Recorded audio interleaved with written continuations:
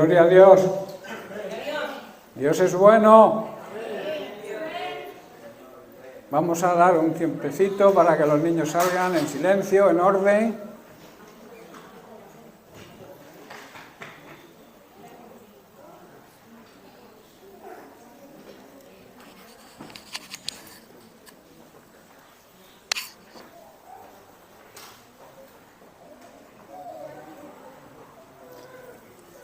Bien, pues bienvenidos a todos, un abrazo fraternal, abrazo en el amor del Señor para todos, también para aquellos que nos siguen a través de redes sociales, mando un saludo fuerte y un abrazo. Bien, pues yo quiero continuar, ya estamos terminando con el tema del amor de Dios, llevamos bastantes semanas ya con él, pero yo considero que es importante hablar del amor de Dios, ¿verdad? Porque el amor de Dios es aquel que nos mantiene, aquel que nos sustenta. Sin el amor de Dios nada seríamos, no podríamos hacer nada. Estaríamos, digamos, muertos en alguna faceta de nuestro ser, como el mundo vive. El mundo que vive sin Dios y sin esperanza anda muerto en espíritu.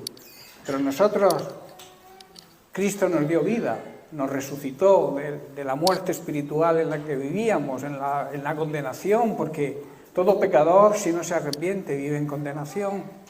De ahí la necesidad de predicar sobre el amor de Dios y también de la justicia de Dios, porque el amor y la justicia siempre van unidos.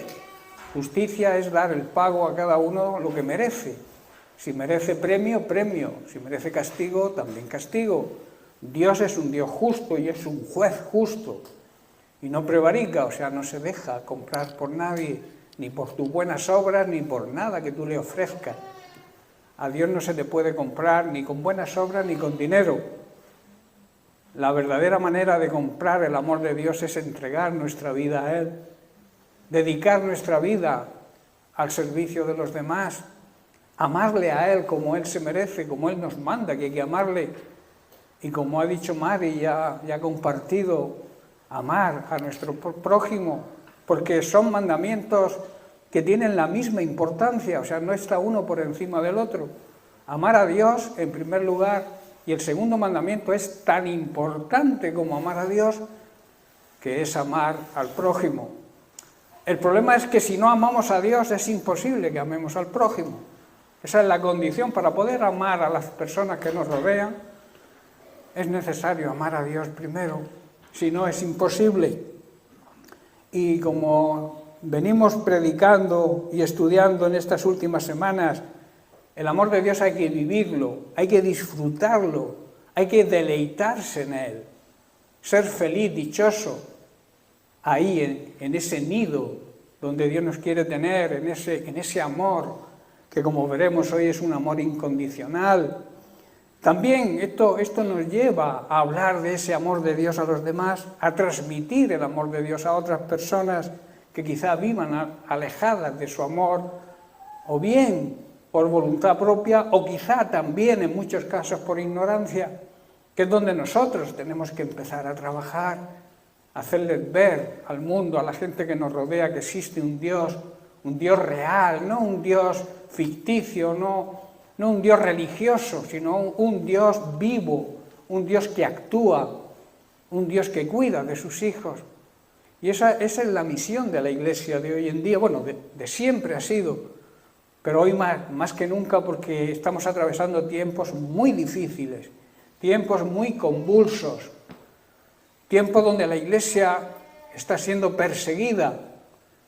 Depende del lugar, es el grado de persecución. Aquí, por ahora todavía, podemos predicar el Evangelio y hay que aprovechar eso que tenemos todavía, esa libertad de poder hablarle a la gente del amor de Dios y de la misericordia de Dios y del perdón de pecados cuando confesamos a Cristo. Estamos todavía a tiempo. Claro que el diablo nos enreda en cosas para que sigamos perdiendo el tiempo y no hagamos la obra que Dios nos ha encargado, que es transmitir su amor, ese amor que se demostró en la cruz del Calvario, porque Dios promete amor, pero demuestra su amor. Y la mayor prueba de amor se llama Jesucristo. que Dios lo entregó, nos lo regaló, dice una traducción más moderna, nos regaló a su Hijo. Pero Él también se entregó voluntariamente. Él podía, al ser Dios también, haberse negado, pero Él también te ama, nos ama a la humanidad de tal manera que estuvo dispuesto a entregar su vida hasta la última gota de su sangre para nosotros, sin merecerlo, pudiéramos tener una vía de escape a la condenación. Así que el amor de Dios nos compromete, como he dicho. Estuvimos hablando de distintas consideraciones sobre Dios y sobre su amor. Decíamos que Dios es amor, es misericordia, es compasión. El amor verdadero, aquel que tiene el amor verdadero, busca darse, entregarse a los demás. El amor de Dios también estudiamos que lo cubre todo. O sea, el amor de Dios es un amor que une. El odio, el rencor separa, pero el amor verdadero nos une. Y la última consideración que estuvimos estudiando hablaba de que debemos abundar, que el amor de Dios se manifieste en abundancia en nosotros, porque el amor de Dios no se ha derramado pocamente, sino en abundancia sobre nosotros. Y de la misma manera que ese amor ha sido derramado en nosotros abundantemente, nosotros no podemos reservar ese amor en medida a los demás, sino que tiene que ser en la misma medida que hemos recibido, darlo, demostrarlo. Y primeramente demostrar que nos amamos entre el pueblo de Dios, entre su iglesia. El primer paso, yo siempre digo que la mejor evangelización es que nos vean de la forma que nos amamos. Si ven que nos criticamos los unos a los otros, si ven que hablamos mal los unos de los otros, ¿qué va a pensar el mundo, las personas que no creen? ¿Qué van a pensar de nosotros los supuestos creyentes? Por eso es una hipocresía no predicar, no vivir lo que se predica. De ahí la necesidad de que la Iglesia se levante en santidad, que viva en el orden de Dios, que busque agradar a Dios en todo. Porque Él se entregó con excelencia a nosotros debemos entregarnos a Él en excelencia. Y para eso nos exige vivir en santidad, apartados de todo pecado, de toda contaminación y dedicados a servir a Dios. Esa debe ser nuestra meta prioritaria. Nuestra prioridad tiene que ser servir a Dios. Y cuando nosotros servimos a Dios, Dios nos sirve a nosotros y nos cubre nuestra necesidad, que eso es lo que no logramos entender. A veces priorizamos nuestros proyectos sin siquiera consultarle a Dios y queremos luego que Dios los bendiga, sin preguntarle si es la voluntad de Dios o no. Luego fracasamos, ¿y qué hacemos? Le acusamos a Dios de que las cosas nos van mal. Dios, Señor, ¿por qué? El por qué es una pregunta que no debemos hacerle a Dios nunca, sino ¿para qué? ¿Por qué Dios permite ciertas cosas aún en los creyentes, en los hijos de Dios, en sus hijos? Porque necesita enseñarnos cosas que a veces nos cuesta aprender. Somos duros de servir, como el pueblo de Israel, que anduvo 40 años por el desierto, renegando, criticando al siervo de Dios, a Moisés y luego a Josué, porque en Egipto tenían plátanos y tenían comida, ajos, cebollas, pero no se acordaban de que eran esclavos y que ahora en medio del desierto eran libres. Yo prefiero estar en el desierto siendo libre y sirviendo a mi Dios que estar en el mundo, que es nuestro Egipto particular, sirviendo a Satanás. Dios nos ha llamado a vivir en santidad, repito, y es una condición indispensable para poder ser receptivos al amor de Dios. Y otra cosa importante es que debemos ser amor. O sea, Dios no tiene amor, Dios es amor, y nosotros, sus hijos, debemos tener sus mismos genes. Eso significa que tenemos que ser amor también, ser amor para los demás. La clave, por tanto, no es saber del amor de Dios, es ser amor, como nuestro Dios y Padre Celestial lo es. Los seres humanos, decíamos creo la semana pasada, que somos seres amorosos, que hemos sido creados con la necesidad de amar y de ser amados. No perdamos esa esencia del ser humano y demos amor para recibir, porque aquí entra el plan de la siembra, y de la siega también, porque el que siembra recoge. Amén. Y el que no siembra no recoge. Por eso nosotros primero debemos dar amor para poder recibir amor. De lo que siembras se recoge. Si tú siembras amor, recibes amor. En cambio, si siembras odio, si eres una persona iracunda, que siempre estás enfadado, que siempre andas en rebeldía, te enfadas por todo, ¿qué vas a recibir? Pues lo mismo que siembras. Si tú siembras patatas, pimientos no vas a cosechar, eso tenlo por seguro. Los seres humanos, repito, somos seres amorosos porque Dios así nos creó y necesitamos dar y recibir amor. Bien, pues hasta ahora hemos estudiado dos grandes y extensos puntos en referencia al amor de Dios. El primero era entendiendo el amor de Dios y el segundo la grandeza del amor de Dios. Entonces, después de entender, después de conocer la grandeza del amor de Dios, esta es la teoría, debemos experimentar el amor de Dios, que eso es llevarlo a la práctica. Porque no basta con saber las cosas. Si tú sabes manejar algo y no lo utilizas, esa sabiduría de saber hacer algo no te vale, no te da ningún beneficio. El conocer el amor de Dios, el entender aún el amor de Dios, no te basta si no lo experimentas, si no tienes experiencias con Dios con respecto a ese amor. Por eso el punto que vamos a empezar a tocar es experimentar el amor de Dios.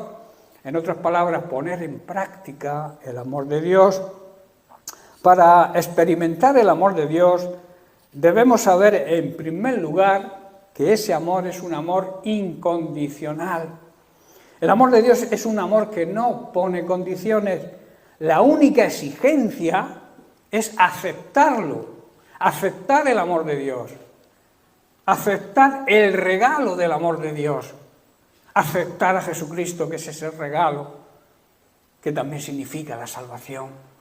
Porque la prueba más grande del amor de Dios es que nos concede la salvación mediante el regalo de su Hijo. Y entonces aceptar a Jesucristo es aceptar el amor de Dios. Por eso la pregunta sería, ¿cómo se acepta el amor de Dios? Porque Dios es amor y lo demostró. Mandó a su Hijo, nos regaló a su Hijo a morir en nuestro lugar. Por eso te digo que es un amor incondicional, donde nosotros teníamos que haber estado. Estuvo Él crucificado, pagó el precio de nuestros pecados. Dios nos regala a su Hijo para que si lo aceptamos, porque para disfrutar un regalo hay que aceptarlo, ¿verdad? Si no aceptamos el regalo, no podemos utilizarlo, no podemos disfrutar de ese regalo. Pero si lo recibimos, entonces podemos disfrutar de los beneficios de ese regalo, que son los mayores beneficios que un ser humano pueda desear, que es la salvación de su alma. ¿Estáis comprendiendo, hermanos? Por tanto, repito, aceptar el amor de Dios es aceptar a Jesucristo, que es la prueba evidente de su amor. Las personas de este mundo, las personas que no creen en Dios, viven enfocando su vida en sus propios proyectos, llegando incluso, yo no digo que llevar a cabo ciertos proyectos sea malo, pero tenemos que tener la ayuda, el consejo, la dirección de Dios para todo. Debemos andar y tomar las decisiones de acuerdo a la sabiduría divina, no a nuestra propia sabiduría. Quizás tú desees hacer algo, pero si eres un buen cristiano, si tienes una buena relación con Dios, consúltale a Dios. A ver si lo que tú deseas está de acuerdo a su voluntad. Y Él te va a contestar. Y como oímos el otro día, con sí, con no o con espera. Te va a decir que no si no te interesa. Te va a decir que sí si es su voluntad. Y te va a decir, espera, porque no es el tiempo todavía. Por eso tenemos que ser dirigidos. Para eso tenemos el Espíritu Santo. Estamos en la dispensación del Espíritu Santo, que es nuestro guía. Es la sabiduría de Dios viviendo dentro de nosotros. Abramos el libro de la sabiduría que está en nosotros y a través del Espíritu Santo busquemos su revelación y busquemos siempre la ayuda del Espíritu Santo para tomar cualquier decisión. Si tú no buscas la ayuda del Espíritu Santo al tomar una decisión, no te quejes luego de las consecuencias. ¿Estás comprendiendo? No, y no culpes, como algunos hacen, culpan a Dios de sus fracasos. Y muchos, incluso sin conocerlo, sin tener una relación con Él, sin ser hijos de Dios, también culpan a Dios. Pero si ni le conocen ni le quieres conocer, ¿por qué culpas a Dios de lo que te ocurre? Hermanos, Dios es un amor incondicional. Esto les ocurre a estas personas porque no entienden la grandeza del amor de Dios, un amor que se derrama en nuestros corazones cuando entendemos lo que significó el sacrificio de Cristo y lo que hizo por nosotros, y luego aceptamos tan maravilloso regalo, nuestra redención. La redención significa rescatar, sacar a alguien de la esclavitud, pagando un precio. Eso es lo que hizo Jesús con nosotros. Nosotros éramos esclavos del pecado. El pecado era nuestro dueño, dominaba nuestra vida. Y Jesús nos compró pagando un gran precio, su sangre. Y por eso le pertenecemos al Señor. También significa comprar de nuevo algo que se había vendido antes o se había perdido. Y lo encontró otro dueño, que a veces es lo que ocurre, que estamos en manos de otro dueño. Pero el Señor, por su amor incondicional, por su misericordia, por su bondad, nos compra a ese maldito dueño que tiene a tantas personas engañadas. Y entonces nos rescata, nos redime, se arregla la situación con Dios, pero solo a través de Cristo y mediante nuestro arrepentimiento sincero, claro está, porque hay quien se arrepiente para recibir un beneficio o porque quiere una recompensa. El arrepentimiento verdadero es aquel que surge desde lo más profundo de nuestro ser y se origina porque nos sentimos mal por haber ofendido a Dios. No porque hayamos perdido ciertas cosas que igual queríamos, sino porque hemos ofendido a Dios. Y David es un ejemplo de eso. Cuando él pecó, reconoció, no minimizó su pecado, sino dijo que era una maldad, que había sido impío con Dios, que había pecado contra Dios. Reconoció su pecado en toda su dimensión. Hoy en día hay muchas personas, hay muchos creyentes, muchos cristianos que le quitan valor al pecado, que le quitan importancia al pecado. Se suele usar la frase, es que todo el mundo lo hace, es que lo hace fulanico, lo hace menganico, lo hace todo el mundo, pero nosotros no podemos hacerlo. Nosotros hay cosas que no podemos hacer si realmente somos verdaderos cristianos, verdaderos seguidores de Cristo. Porque Cristo fue el ejemplo a seguir y Él nunca le hizo daño a nadie. No maldijo a nadie, incluso a los que lo maldecían a Él, aquellos que lo crucificaron, pedía perdón por ellos. Y uno de los ejemplos que a veces a ciertos teólogos debería yo preguntarle: ¿qué opinas de la salvación del bandido que estuvo crucificado al lado de Cristo? Ese no necesitó ponerse de rodillas, ¿verdad? No podía. No podía juntar las manos para orarle a Dios, no podía. No podía bautizarse.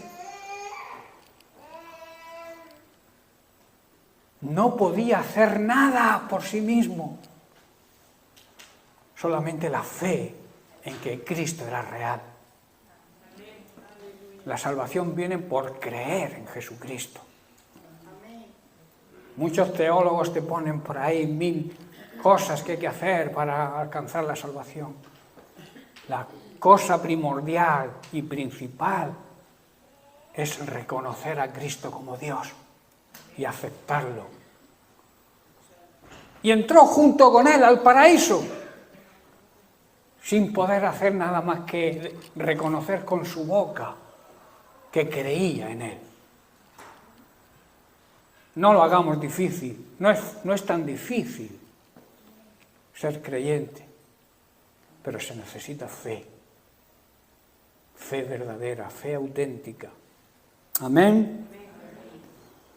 Muchas personas, incluso muchos creyentes, piensan que para recibir el amor de Dios deben hacer una especie de intercambio, que deberían esforzarse y deberían suplicar a Dios para ganar su favor. Hermano, esto agota mental, física y espiritualmente. Quieren ganar su amor haciendo un intercambio, pidiéndole a Dios: ¿qué quieres que haga para ganar tu amor? No entienden que mediante el arrepentimiento sincero y aceptando el regalo de Cristo, aceptando a Jesucristo, nos hacemos acreedores, merecedores de su amor. Porque, repito, su amor es incondicional. Un amor que se base en nuestro esfuerzo o quizá en nuestras buenas obras siempre va a crear dudas en nosotros si lo que hacemos es suficiente para recibir el amor de Dios, ¿verdad? Siempre estaremos pendientes si hemos hecho lo suficiente, lo necesario para ganar el amor de Dios. Siempre tendríamos dudas, ¿verdad? Pero cuando tú entiendes la grandeza del amor de Dios, cuando tú comprendes el amor de Dios, cuando tú sabes que el amor de Dios es incondicional, que no pone condiciones, que simplemente tienes que aceptarlo para recibirlo, entonces entiendes el Evangelio. En Lucas capítulo 15, versículos 16 al 20, vamos a leer, estos son versículos de la parábola del hijo pródigo. Jesús aquí expresa esto que estoy explicando muy bien, y vemos que después de malgastar toda su herencia, este hijo pródigo dice que deseaba llenar su vientre de las algarrobas que comían los cerdos, pero nadie le daba. Hermano, este es símbolo de la realidad de lo que este mundo nos ofrece. El mundo nunca nos va a dar, va a cubrir, nos va a saciar nuestra verdadera necesidad. Dice que ni los cerdos, ni nadie le daba la comida de los cerdos. ¿Qué te ofrece este mundo? ¿Qué ofrece el mundo? Los que son creyentes y han querido probar el mundo y se han vuelto al mundo, saben qué consecuencias tienen. Porque ninguno que ha conocido, que ha gustado del amor de Dios y se va a este mundo, recibe felicidad. Viven en completa amargura. Aquellas personas que un día aceptaron a Cristo, disfrutaron, se deleitaron quizás en el amor de Dios por un tiempo, pero luego desearon, como el pueblo de Israel, volverse a Egipto, volverse al mundo. Ninguno es feliz, ninguno vive a gusto con su vida. Y eso hay experiencias personales en nuestras familias, seguro que las hay. Si no en todas, en algunas familias estamos viendo ese problema de hijos que se criaron aquí en la iglesia, que eran incluso parte de la alabanza, que se bautizaron y ahora están muriéndose, deseando comer las algarrobas de los cerdos, lo que este mundo ofrece, hermanos. Pero Dios es fiel, su amor es condicional y Él siempre está con los brazos abiertos, como vamos a ver con el ejemplo del padre, del hijo pródigo. Dice el versículo 17, y volviendo en sí, dijo, ¿cuántos jornaleros en casa de mi padre tienen abundancia de pan? Y yo aquí perezco de hambre, o sea, me estoy muriendo de hambre. Dice el versículo 18, me levantaré e iré a mi padre y le diré. Se preparó un discurso. Padre, he pecado contra el cielo y contra ti. Lo mismo que David reconoció que todo pecado primero es contra el cielo, contra Dios. Dice, ya no soy digno de ser llamado tu hijo. Hazme como a uno de tus jornaleros.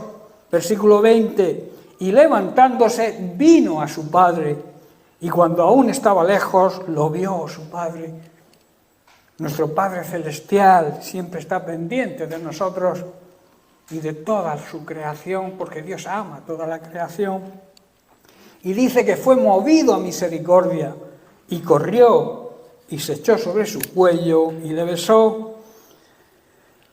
Observemos lo que hizo este hijo pródigo. Lo primero que hizo fue volver en sí, darse cuenta, recobró el sentido que se suele decir que había perdido, encontró el nuevo camino que debía seguir y que había abandonado anteriormente. Y en segundo lugar dice que se levantó. O sea, ¿qué hizo? Comenzó a andar. Comenzó a llevar a cabo la decisión que había tomado, ¿verdad? Porque hay quien se da cuenta de que va por mal camino, pero se queda ahí, no reacciona, no mueve, no hace nada. Tú puedes reconocer que estás mal, que vas por un camino equivocado, pero tienes que levantarte y dar la vuelta y recobrar el camino bueno, el buen camino por el cual antes ibas. ¿Estáis comprendiendo? La teoría y la práctica. Yo puedo saber qué debo hacer, pero si no lo hago no me sirve de nada eso que sé. Amén. Luego vemos la reacción de su padre. Movido a misericordia, dice que corrió y se echó a su cuello y lo besó y no le dejó que le explicara su mensaje, lo que había pensado decirle. El padre sabía que con el regreso ya había tomado la decisión buena. Vemos con esta reacción del padre que este hijo pródigo entendió y aprendió que el amor de un buen padre es incondicional. Él quizá esperaba que su padre habría perdido el amor por él, que era realmente lo que merecía, que el padre dijera, ya te has portado mal, has gastado toda la herencia y ahora vuelves a mí. Él pensaba quizá que lo iba a recibir así, ¿verdad? Que era lo que merecía. Pero él dice que incluso él estaba dispuesto a perder su condición y privilegios de hijo y se conformaba con ser uno de sus trabajadores, de sus sirvientes. Él venía con esa convicción, pero el padre dijo a sus siervos, mirad qué reacción tuvo, sacad el mejor vestido y vestidle, que viene con harapos de estar por el mundo, por ahí viene lleno de suciedad, viene lleno de pecado. Vestirle con un traje nuevo. Supongo que antes lo bañarían, supongo, aunque la Biblia no lo dice, pero es de suponer. Dice, y poned un anillo en su mano. ¿Sabéis lo que simbolizaba poner un anillo en la mano de un hijo? Significaba reconocer la condición de hijo.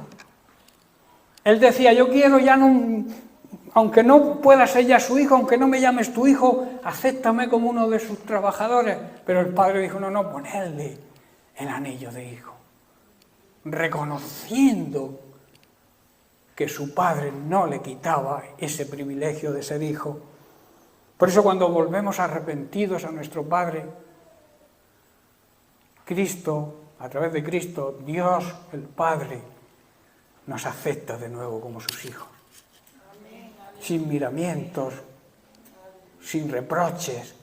Solamente necesita un reconocimiento, que nos demos cuenta, que cambiemos de sentido, que nos levantemos y volvamos al camino que llevábamos antes, que era el camino correcto. Simplemente con eso, Dios te perdona y te restaura como hijo.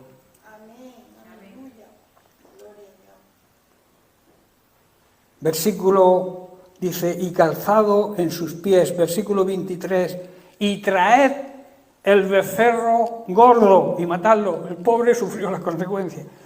Y comamos y hagamos fiesta, porque mi hijo muerto era y ha revivido. Se había perdido, estaba condenado, pero ha sido encontrado.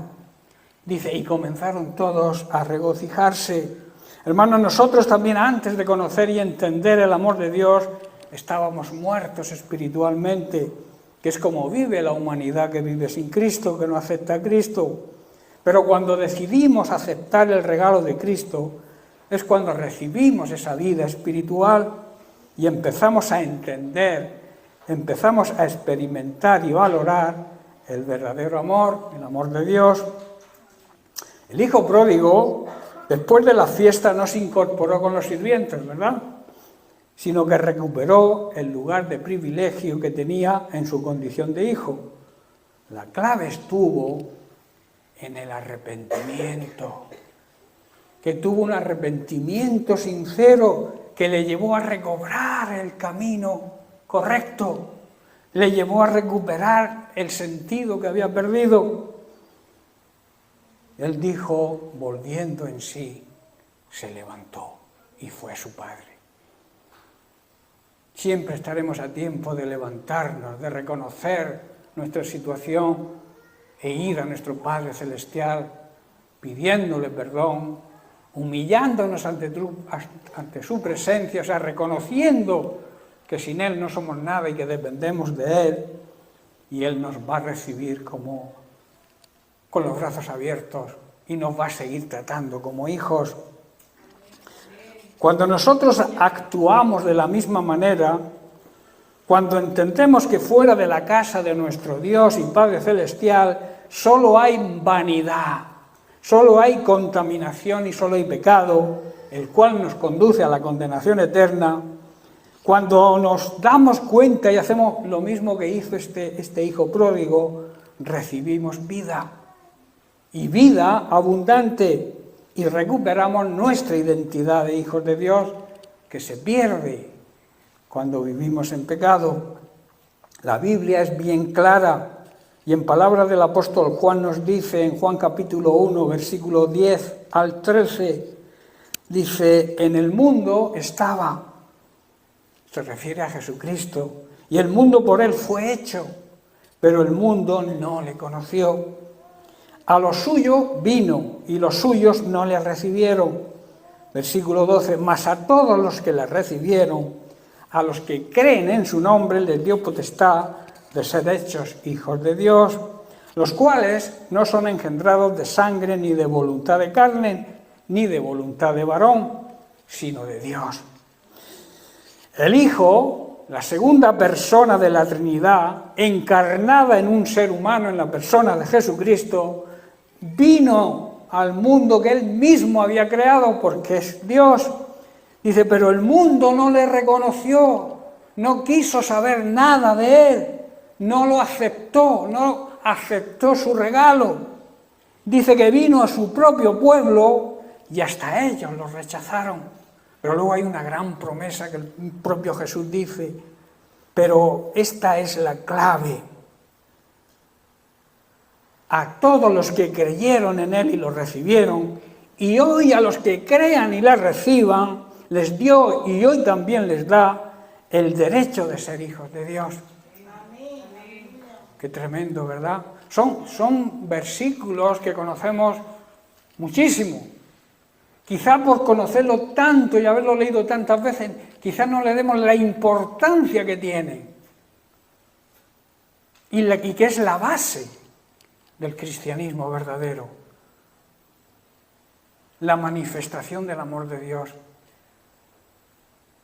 El amor de Dios derramado mediante un sacrificio que no merecía.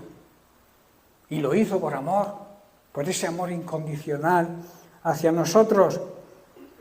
Y esto, ese nacer de nuevo, no significa mediante un nacimiento físico, como expresa el apóstol Juan, como resultado de la pasión o de la iniciativa humana, sino por medio de un nacimiento que viene de parte de Dios, un nacimiento en el Espíritu, un nacimiento espiritual.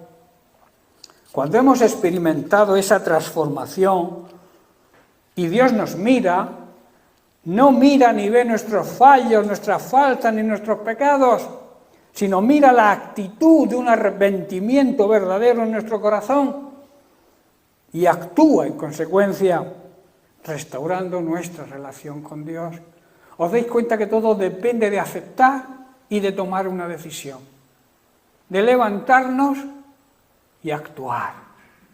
Reconocer que fuera de Cristo todo es basura, que fuera de la presencia de nuestro Padre Celestial todo es basura. Y actuar en consecuencia, movernos. Porque si lo crees, lo piensas, pero no haces nada, no sirve para nada. En el Salmo 84, versículo 10, el salmista declara lo siguiente. Dice así, porque mejor es un día en los atrios que 1000 fuera de ellos. Y añade, escogería antes estar a la puerta de la casa de mi Dios que habitar en las moradas de maldad. Hermanos, un solo día en la casa de nuestro Dios y Padre Celestial, hoy simbología de su verdadera iglesia, ser parte de la verdadera iglesia de Cristo, formar parte de la iglesia, pero no como un acto ritual, no como un acomodamiento, una rutina que hacemos de venir los domingos y algunos vienen los martes, muy pocos por cierto, y muy pocos también a la enseñanza bíblica. No se trata de eso. Se trata de pertenecer, de ser parte de la iglesia y estar deseoso de colaborar y hacer cosas para el Señor. Nos estamos volviendo religiosos, domingueros. Y Dios nos llama a ser creyentes de lunes a lunes, a vivir el Evangelio de lunes a lunes, a trabajar para el Señor de lunes a lunes. No nos ha llamado a venir los domingos solamente a escuchar el mensaje y a ver si... Y algunos hasta se duermen. Que termina, sale y le pregunta a alguien, ¿qué ha predicado hoy el pastor? Muy bien, lo ha hecho muy bien. ¿Pero qué ha predicado? Que te digo que ha sido un sermón extraordinario, pero no saben decirte de qué ha tratado. Porque no hay un deseo de aprender, no hay un deseo de escuchar la voz de Dios, no hay un deseo de escucharla para ponerla por obra. Porque escuchamos mucho, somos oidores, a veces oímos, pero no escuchamos. ¿Sabéis lo que significa escuchar? Prestar atención a lo que oímos, porque si no, no nos vamos a enterar de nada. Hay algunos que están pensando, yo que sé, en que juega el Madrid por la tarde o por la mañana, o el baloncesto, o yo que sé, 1000 cosas. No nos volvamos religiosos. Busquemos ser creyentes, pertenecer, como dice el salmista, más vale un día estar en la presencia de Dios con los hermanos, que significa en la congregación con los hermanos, en unidad y en amor, que 1000 fuera de ellos.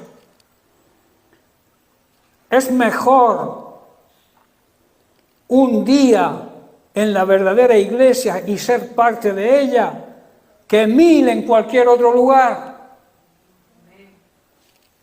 Es preferible ser un portero en la casa de Dios, incluso ser el que barre el lugar donde se congrega la iglesia, que no se llama iglesia, la iglesia somos nosotros, las personas. Es preferible incluso ser el que barre el lugar donde se congrega la iglesia, que vivir la supuesta buena vida en donde abunda la maldad. Eso es lo que está diciendo el salmista. Los brazos de nuestro Padre Celestial, como el Padre de la parábola, siempre están abiertos para todos. Y cuando nos volvemos en sí, cuando cambiamos de sentido, nos levantamos y nos damos cuenta que vale más un día en la casa del Padre que 1000 fuera de su presencia. Debemos entender, hermanos, y aprender que la reacción de nuestro Dios y Padre Celestial va a ser la misma que el padre de esta parábola del hijo pródigo, porque el amor de un buen padre, el amor de Dios, es un amor incondicional y solo espera, hermanos, que nos volvamos a Él arrepentidos para que ese amor pueda ser depositado en nosotros y podamos disfrutar de ese amor, no esporádicamente, sino todos los días, porque el amor de Dios está ahí para nosotros, para que lo disfrutemos, para que nos deleitemos en Él todos los días. Cuando despiertes, piensa en el amor de Dios, piensa en que te ha concedido la oportunidad de ver la luz de un nuevo día. Eso es demostración del amor de Dios. El salmista dijo que la misericordia de Dios se renueva cada mañana. Cada mañana son nuevas sus misericordias. Y su misericordia significa la compasión y el amor que siente por sus hijos y por toda la creación. De ahí el mandamiento a su iglesia de ir y predicar el Evangelio. Estamos fallando, hermanos. Debemos reactivarnos. Debemos dejar que el fuego del Espíritu Santo nos mueva y nos toque el corazón y nos demos cuenta de la gente que se está yendo al infierno y nosotros no hacemos nada.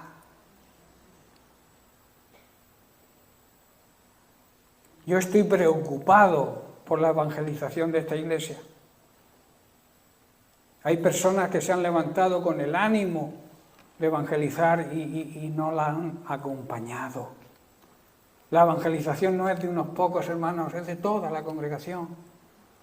Cuando se llama a evangelizar, si no tienes otra cosa mejor que hacer, que siempre, lamentablemente, hay cosas mejores que hacer, deberíamos acudir todos. Yo voy a empezar a preocuparme seriamente por la evangelización, porque no veo. Estaba Elifaz como, digamos, el encargado, pero con el trabajo de camionero ahora, pues no tiene el suficiente tiempo para llevarlo. Y estoy orando para que se levante alguien, para que se mueva a los jóvenes. Desde jóvenes hay que empezar a enseñarles que el trabajo de la iglesia es evangelizar. Y eso es demostrar el amor de Dios en nosotros hacia los demás. A veces por vergüenza. Pero ¿qué dice el apóstol Pablo? Yo no me avergüenzo de predicar el Evangelio porque sé que hay poder en él. Hermanos, cuando tú le hables a alguien la palabra de Dios, hay un poder que se desata y un poder para salvar a esas personas. Y la palabra de Dios la tenemos, la conocemos. No hay que ser grandes estudiosos o grandes sabiondos de la palabra de Dios, por decir una palabra. Se necesita saber lo que Dios ha hecho en tu vida. Tú sabes lo que ha hecho Dios en tu vida, ¿verdad? ¿Quién no lo sabe? Nadie. Todo el mundo sabe lo que Dios ha hecho en la vida de cada uno. Pues cuéntaselo a los demás. Eso es evangelizar. No hace falta que te vayas y les prediques un sermón de media hora o de 3/4 de hora. Cuéntales tu testimonio. Pero sé testimonio también. Que la gente que vayas a predicarle, que no te conozca y que sepa que lo que predicas no está de acuerdo con lo que haces. Por eso yo repito y lo repito y lo repito, que si no estás haciendo lo que predicas, no prediques lo que haces. Porque a veces hacemos eso, somos hipócritas. Llamamos a los demás al orden y nosotros vivimos en desorden. Es imposible. Cada vez iremos a peor. Necesitamos una iglesia viviendo en santidad, hermanos. Para poder predicar el Evangelio de Cristo hay que vivir en santidad. Que no quiere decir que no tengas un momento malo y que peques, te equivoques, pero enseguida te arrepientes y tenemos a Jesucristo como abogado que dice: yo pagué el precio por ese pecado, pero se ha arrepentido. Si no hay arrepentimiento y se sigue en pecado, no funciona. La palabra de Dios dice: reconoce tu pecado, pero apártate de él. Si reconoces que estás viviendo en pecado, pero no te apartas de él, estás siendo teórico, pero no práctico. Estás siendo un hipócrita. Y Dios, sabéis, analizando las Sagradas Escrituras, nos damos cuenta de hasta dónde llega la hipocresía de muchos, ¿verdad? Porque la palabra de Dios es quien mide, quien nos examina, quien nos desnuda. Ante la palabra de Dios todos estamos desnudos, no podemos esconder nada. Estamos como Adán y Eva, desnudos ante Dios, que empezaron a cubrirse cuando pecaron. Entonces se dieron cuenta que estaban desnudos. El pecado, hermanos, hace que Dios se vuelva en contra de nosotros, porque Él no puede convivir con el pecado. Dios es un Dios 3 veces santo. Y para poder convivir con Él hay que vivir en santidad. Él te ama, te sigue amando, pero desea que cambies de sentido. Que hagas lo que el hijo pródigo hizo. Se dio cuenta, volvió en sí. Dejó el mal camino que llevaba de pecado, de corrupción, y se volvió a la casa del Padre. Hay quien va a la casa del Padre y sigue viviendo en la podredumbre, comiendo ¿cómo era? Las algarrobas que este mundo nos ofrece. Por eso hay que levantarse, hermanos, como iglesia. Es un llamado a la santidad. La santidad es necesaria. La santidad es imprescindible para ser parte de la verdadera iglesia de Cristo. Así que analicemos nuestra vida. Empecemos a analizar la vida. A veces juzgamos a los demás, criticamos a los demás, pero ¿y tú qué? Si cada uno se autoexamina, si cada uno se autodisciplina a sí mismo, todo iría bien, todos actuarían correctamente, habría amor entre los hermanos, que yo echo de menos ese amor entre los hermanos, echo de menos la comunicación entre nosotros, echo de menos el que nos pidan que oremos por las necesidades. Como dije el otro día, a veces nos enteramos de las cosas que ocurren por telemacuto, porque nadie es capaz de decir: pastor, ore por mí que tengo este problema. Salvo algunos, sí hay algunos, pero muy pocos, hermanos. Estamos despreciando el amor de Dios. Con eso, cuando actuamos así, el amor de Dios nos llama a orar unos por otros, a interceder unos por otros. Hay quien solamente intercede por sí mismo. Los oyes orar y yo y yo. Yo quiero. Y la intercesión es orar por las necesidades de los demás, por delante de las nuestras. Y cuando tú oras por las necesidades de los demás, Dios cubre la tuya. Preocúpate de los demás en vez de tanto de ti mismo. ¿Estoy entendiendo, hermanos? Yo tengo grandes experiencias en ese sentido y me he dado cuenta que cuando yo oro por los demás, Dios actúa en mí. Yo voy a contar un pequeño testimonio de hace ya por lo menos 30 o 40 años. Yo sangraba por la garganta, yo tenía algo mal y yo me despreocupé, yo oraba por los enfermos, oraba por las personas que estaban enfermas, sin preocuparme de que yo escupía sangre todas las mañanas, hasta que un día dejé de escupir sangre y me di cuenta que Dios había actuado. Por eso yo siempre aconsejo, ocúpate de los demás y Dios se ocupará de ti. Esa es una realidad, hermanos. El amor de Dios, como he dicho, es un amor sin condiciones. La única exigencia es aceptarlo. Amén. Bien, pues lo vamos a dejar aquí y seguiremos la semana que viene con otra cosa para experimentar el amor de Dios, que es que precisamente debemos tener experiencias con Él. A veces tenemos experiencias, conocemos de Dios por lo que nos cuentan otros, que no es malo, pero es necesario tener experiencia, es mejor tener experiencias propias con Dios, a que nos las cuenten otros, ¿verdad? Bien, pues que Dios les bendiga, seguiremos la semana que viene.